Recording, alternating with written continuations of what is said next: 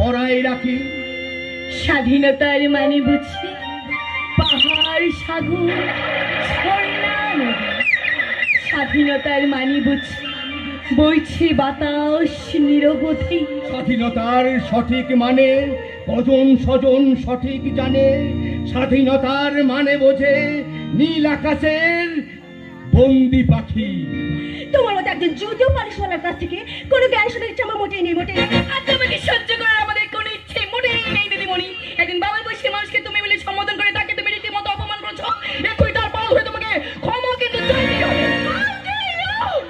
তোমার এত বড় সাহস কি করে হলো তুমি আমাকে বলে যে ওর পা ধরে আমাকে ক্ষমা চাইতে বলে?